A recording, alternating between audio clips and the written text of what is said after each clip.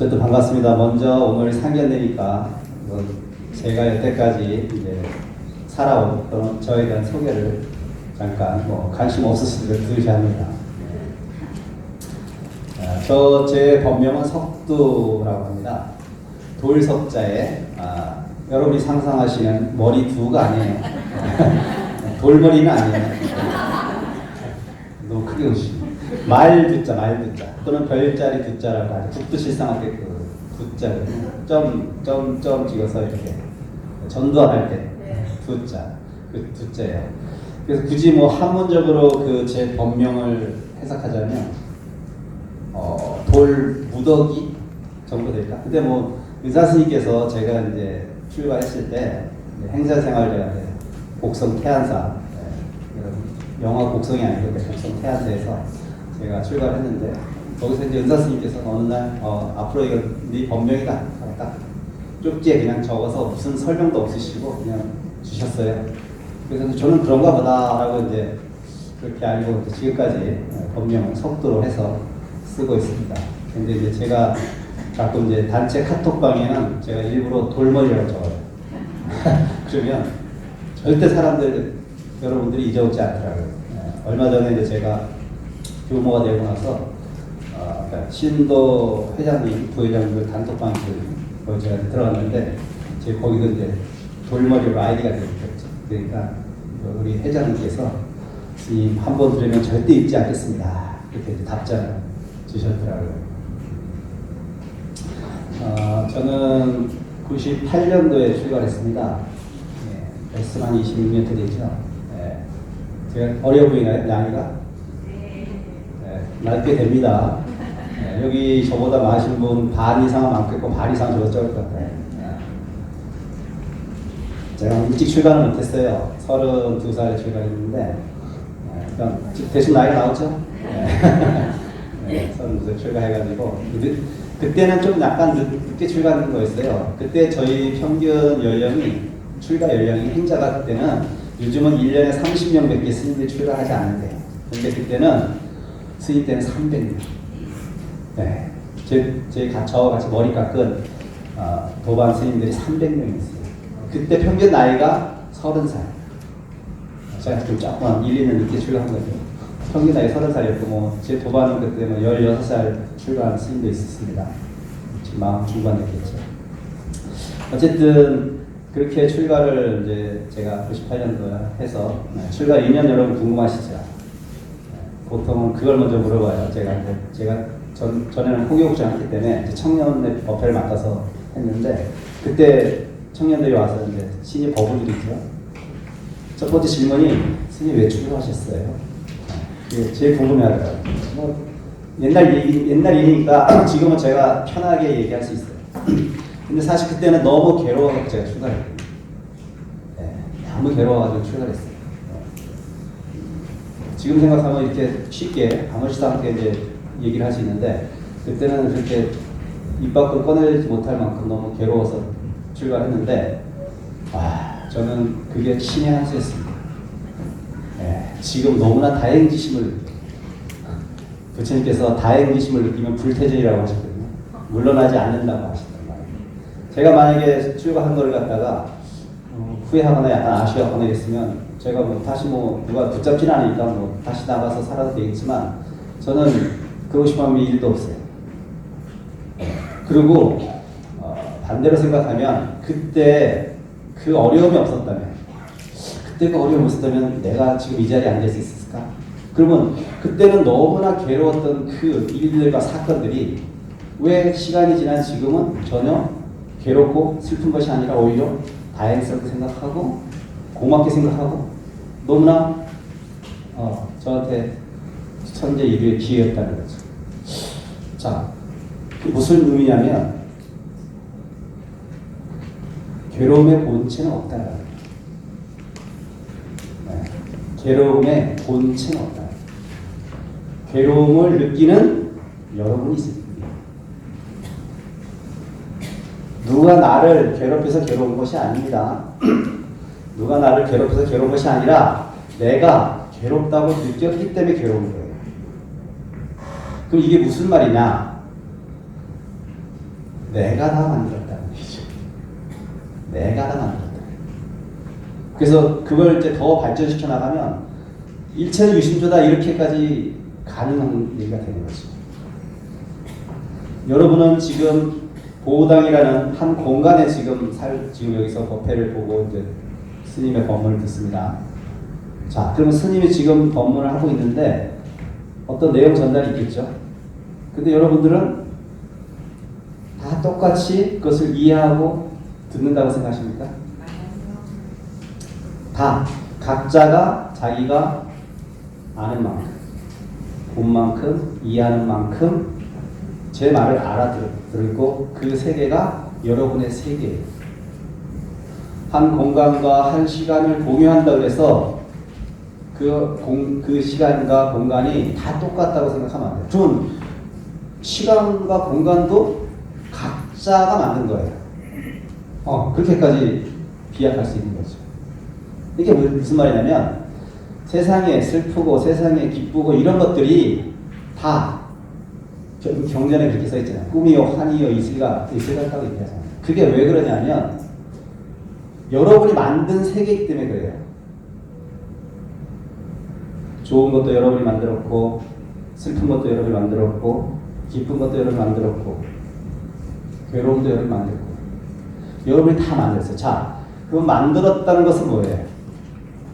반드시 소멸하는 거예요. 반드시 소멸하는 거예요. 그게 우리 사바세계의 규칙이죠. 법칙이죠. 부처님도 그렇게 말씀해요. 필생 필사. 반드시 태어나는 것은 반드시 죽는다. 생한 것은 반드시 멸한다. 자, 그럼 여러분 지금 각자가 어떤 괴로움이라는 게 분명히 있을 겁니다. 저도 괴로움이 현재 있죠. 근데 그 괴로움에 대해서 한번 생각을 해보는 거예요. 이 괴로움이 나한테 지금 절체절명의 어떤 괴롭고 슬프고 그런 것 같은데 결국 내가 짧게는 한 달 후, 길게는 1년 후, 또 길게는 10년 후에 지금 내가 괴롭다, 슬프다 하는 이 감정이 그때까지 갈까? 라고 생각하면 좀 가벼워지지 않나요? 그건 이치적으로 다 알고 있는 얘기들이에요. 근데 이치적으로 다 알고 있는 그 얘기마저도 여러분들은 그 괴롭다는 그 감정에 휩싸여서 매몰돼서 그거를 잊어버려요. 그리고 거기에 매몰돼가지고 더 괴로워하고 더 슬퍼하고 나만 겪는 것 같고 이렇게 생각하는 거죠. 제가 출가 전에 그랬단 말이죠. 너무 괴로워서 출가를 했는데 자, 그 괴로움이 지금 어디 갔습니까? 스님 그거는 세월이 흘렀으니까 잊혀지고 망각될 거겠죠 라고 얘기할 수는 있지만 그렇게 얘기할 수 있지만 사실은 고통의 본질은 소멸한다는 거예요. 왜 고통의 본질이 소멸이냐면 부처님 말씀하셨잖아요. 일체는 무상한 것이다. 무상하다는 게 뭐예요? 변한다는 거예요. 모든 것은 변한다가 부처님의 대전제입니다. 깨달음의 첫 번째 전제예요.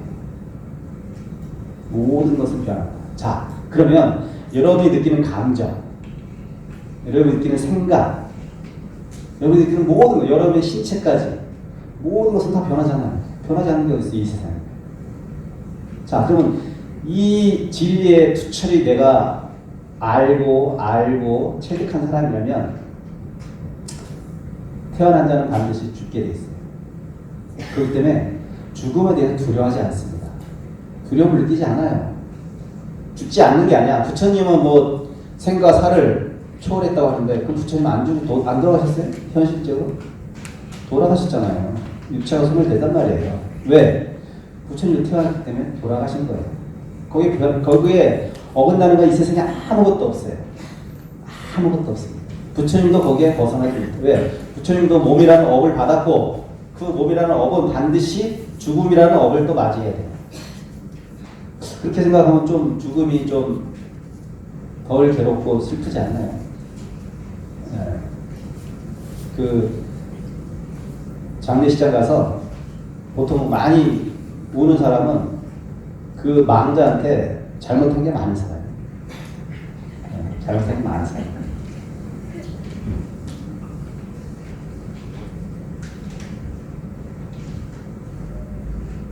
제가 아는 어떤 속가 때, 제 여자친구는 아니고요.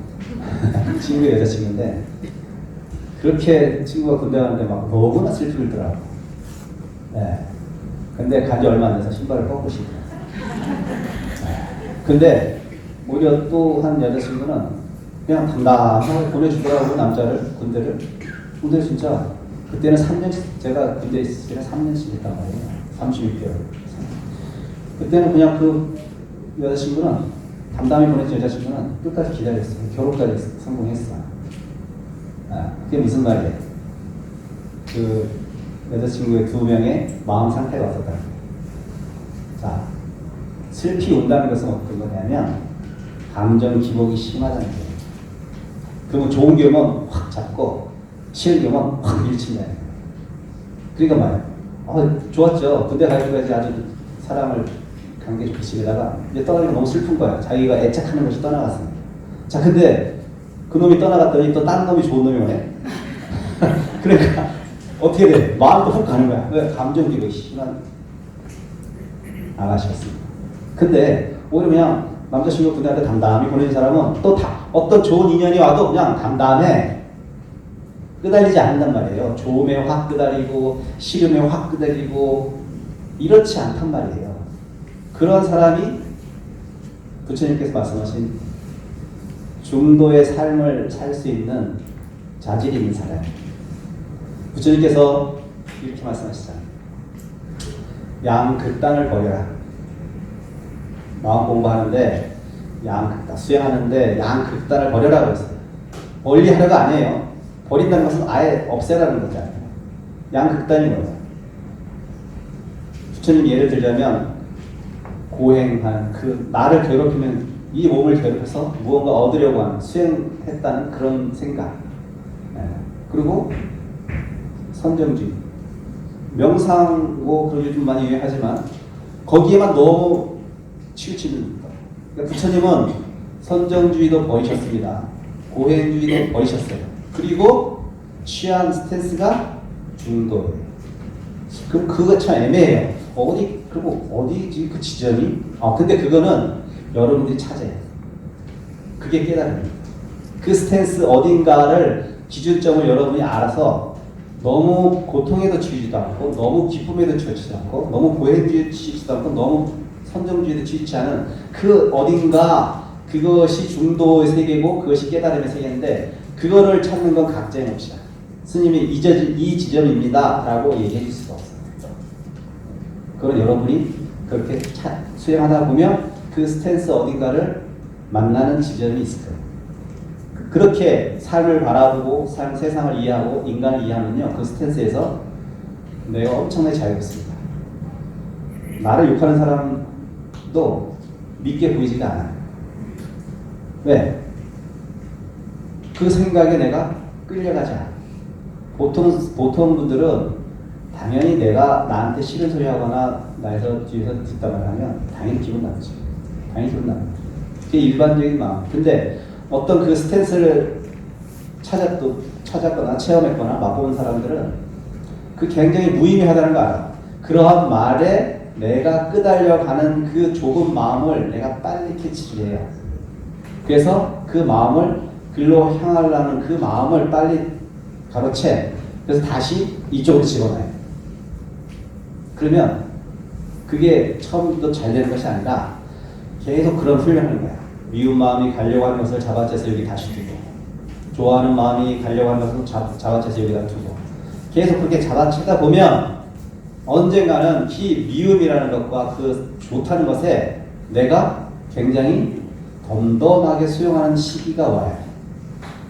그러면 누가 나를 욕해도 누가 나를 칭찬해도 나는 거기에 기뻐하거나 슬퍼하거나 이렇게 양극단에 끄달려가지 않고 내 살림살이대로 내 삶을 살아나갈 수 있는 힘이 생깁니다. 그게 수행이에요. 그게 수행이고, 그렇게 사는 사람의 삶이 행복하고 자유롭고 평화로운 거예요.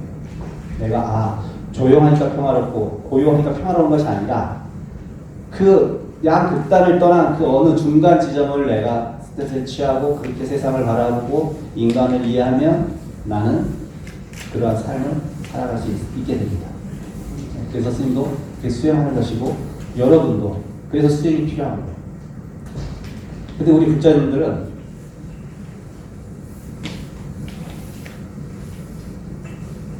마음 공부하는데 말은 많이 들어서 마음 공부하는 데는 다 동의를 하시는 것 같은데 삶은 그렇지 않아요. 제가 보기엔 그래요. 제가 보기엔 그렇습니다. 스님 수행은 스님들이라 하는 거지 저희들은 좀 너무 힘들어요. 수행을 어떻게 하고 앉아서 어떻게 1시간, 2시간, 막 10시간씩 앉아 있어요. 여러분 그것은요 내 몸을 통해서 생각을 바꾸려고 하는 과정이죠.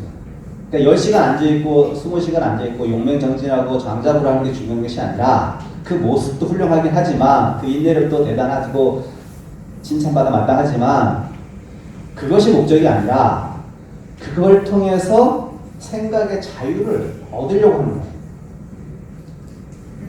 그리고 인식의 변화를 가져오려고 하는 게 수행이죠. 그리고 꼭 앉아야 될 스님 아니죠. 앉아서만 수행하는 게 아니라 그래서 걸어서도 가능해요. 왜? 생각은 늘 그 자리에 있잖아요. 얘는 어디 가는 게 아니잖아. 뭐 앉았다고 해서 뭐 앉고 섰다고 해서 생각이 쓴 게 아니라 얘는 그냥 늘 그 자리에 있어요. 그렇기 때문에 내가 언제 어느 곳 설거지를 할 때도 라디오를 들을 때도 버스를 탈 때도 늘 알고만 있으면 그럼 우리가 보통 알아챈다고 하죠. 알아채고만 있으면 그게 수행인 거예요. 아 내가 지금 저 사람을 자꾸 미워하려고 하는 마음이 일어나네 라고 그런 생각이 일어나면 그 마음을 알아채는 거예요. 그게 수행의 마음을 바꾸는 수행의 첫 번째 포인트예요. 알아채는 거예요. 윗바싸나로 알아채는 거예요. 그럼 알아채는 게 뭐 중요해서요? 여러분 그것을 알아채면요 빨리 걷어들일 수가 있어요. 근데 못 알아채면 끌려가요. 끌려가게 된다는 거죠.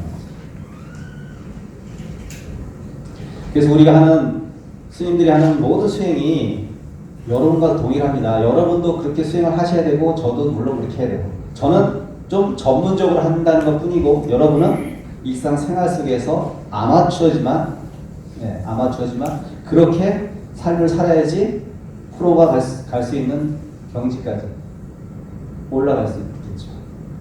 네, 스님이 완결된 존재는 아니죠. 완결된 존재가 아니라 그렇게 저도 가는 수행자이고 여러분은 삶 속에서 또 그렇게 가야 될 수행자입니다. 왜 그러냐면 그렇게 살아야 여러분이 행복함을 느끼고 평화로운 마음으로 이 삶을 살아갈 수 있어요. 자, 이런 관점을 한번 생각해 봅시다.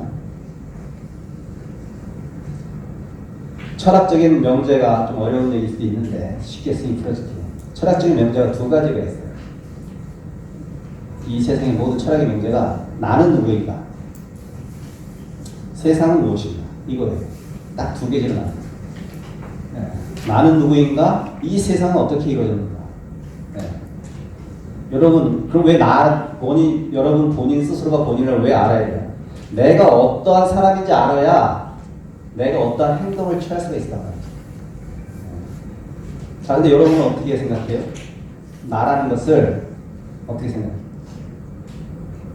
내가 생각하고, 내가 느끼고, 내가 만지고, 내가 보고 한다고 다 생각하죠.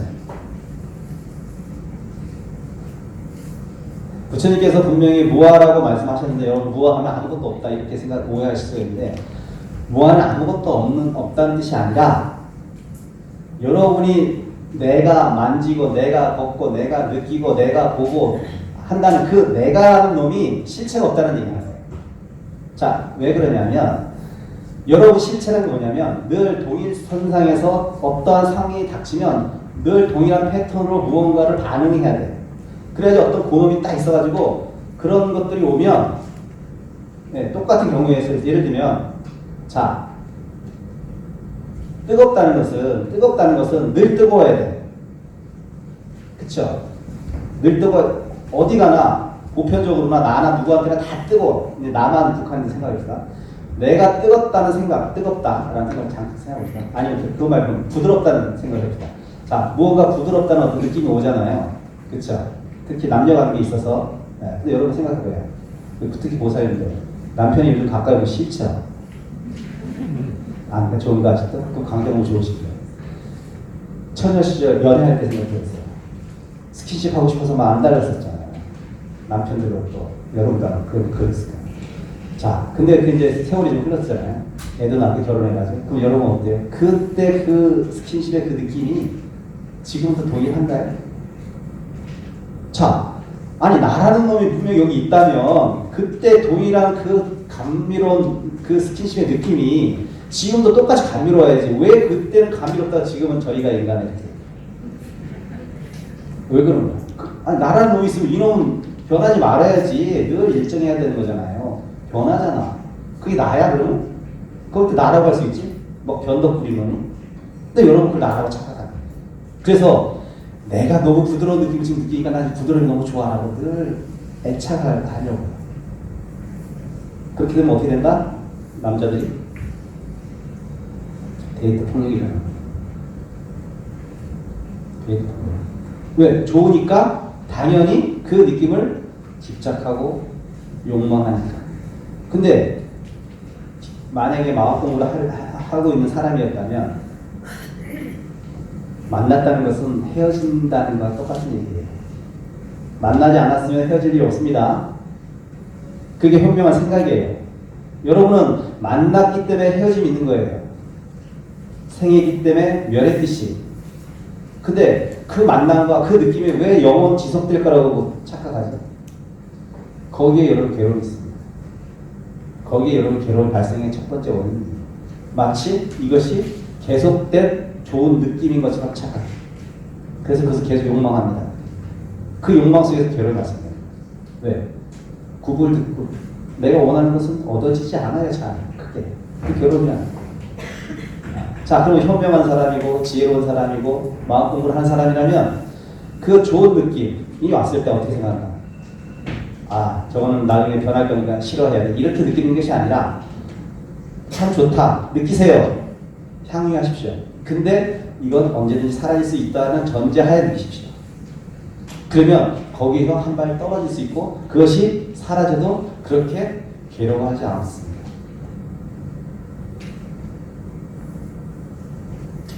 제가 지금 봉헌사 교무잖아요. 네. 지금 스님들 사이에서는 봉헌사에서 국장수에 보면 되게 출세하는 것 생각해요. 여기 오고 싶어하는 스님들이 많아. 사판에서 좀 먼저 소개를 해보고 있다는 스님. 자, 근데 만약에 스님이 여기 이 국장자리가 너무 좋아. 봉헌사가 너무 좋아. 당연히 좋습니다. 많은 스님들이 여기 오고 싶대. 포교를 하려고 하는 어떤 그런 스님들. 자, 만약에 스님이 거기에 매몰되거나 그렇게 여기서 그렇게 이 자리를 지키려고 애쓴다면 제가 얼마나 주지선을 잘 보여야 되겠어요. 주지선을 잘 봐야 될 거 아니에요. 이 자리를 유지하려면. 네. 저는 주지스님한테 깍듯이 대하죠. 그건 아부가 아니라 선배로서 존중해주고 주지스님 하니까 제가 당연히 할 것만 합니다. 그건 아부는 아니에요. 합니다. 그렇지만 내가 무엇을 유지하고 내가 무엇을 붙들기 위해서 저는 그렇게 하진 않아요. 네. 윤석열이 뭐라 그랬어요? 저는 사람에 충성하지 않습니다. 조직에 충성해요.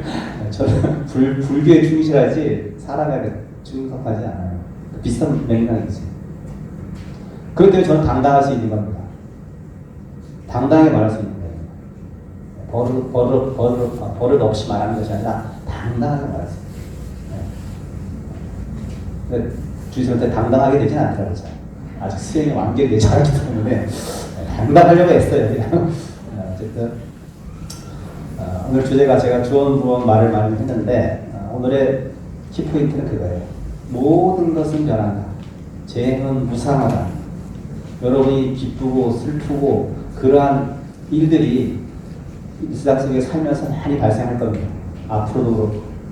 그때마다 그 생각을 늘 내 마음에 담아주십시오. 모든 것은 변한다. 저놈이 지금 나를 좋아한다고 했는데 저놈도 언젠가 변할 거야. 그렇게 생각하세요. 그러면 그 마음에 그렇게 끄달리지 않고 그 그 좋은 마음을 느끼십시오. 충분히. 그래서 현재 충실하라고 옛날 조사 스님들이 그 말을 하고 그랬어요. 현실에 충실해라. 현실, 지금 바로, 지금 이 자리에서 충실해라고 하는 거예요. 그리고 그 이유는 생각하지 마십시오. 생각하면 뭐예요? 욕망하게 되면 생각하게 돼요. 유지하려고. 욕망하지 마시고 즐기십시오. 향유하십시오. 그렇지만 거기에 빠지지 마십시오. 빠지면 괴로워요. 계속 하고 싶고, 좋은 감정은 계속 하고 싶고, 싫은 건 계속 하게 됩니다. 내 마음도 늘 변한다고 생각하십시오. 변하는 마음을 슬퍼하지 마십시오. 저 사람의 변하는 마음, 변한 내 마음 슬퍼하지 마시고 그 변하는 마음을 관찰하십시오. 왜 내가 그렇게 변해갔을까? 그러면 다음에 그렇게 슬펐던 그런 감정이 또 일어나더라도 한번 겪고 깊이 생각했기 때문에 대처할 수 있는 힘이 생겨요. 불교의 수행을 3단계로 얘기할 수가 있어요. 문, 사, 수. 문, 여러분 지금 잘 듣고 있습니다. 여기서 끝나면 안 돼. 생각을 하셔. 우리 불자들은 생각을 안 해요. 일주면 나가면 다 잊어버려요. 네, 설거지 하다고 생각하십시오. 들었으면 생각하십시오. 띵킹 하십시오. 깊이 숙고하십시오. 시간 날 때. 스님께서 제1공부상 모든 것은 변한다고 했어요. 그래, 저 아들놈이 저렇게 지금 지질이 못 나가지고 취직도 못하고 있는데 저놈도 언젠가 또 변할 거야. 마음을 고쳐먹을 거야. 이렇게 생각하시고. 그럼 좀 편안하잖아, 내 마음이. 아들 덜 닥달하게 돼. 그 닥달하게 되는 순간 또 아들하고 멀어져. 여러분이 그렇게 한번 마음을 딱 먹어버리면 그냥 냅두면 지 알아서 찾아갑니다. 너무 그렇게 안달복달하지 마세요. 그냥 있는 그대로 존중해 주세요. 네. 옛날 어른들이 다 그랬잖아요. 자기가 뭐 두 주먹에 쥐고 태어난 거야. 그리고 우리 엄마 아빠는 7남매, 8남매, 10남매까지 나서 그냥 다 키웠어. 우리가 돈 있어서 키웠어요? 뭐가 있어서 키웠어? 네. 다 지들이 알아서 살고 일 다 해. 걱정하지 마십시오. 너무. 애들 안달복달하지 마시고. 부처님처럼 잘 지켜봐 주세요. 아셨죠? 네. 따라하세요. 모든 것은 변한다. 모든 것은 변한다. 네 마음도 변하고. 네 마음도 변한다. 내 마음도 변한다. 내 마음도 변한다. 변하는 마음에 끄달리지 말자. 변하는 마음에 끄달리지 말자. 요게 오늘 본문 끝입니다.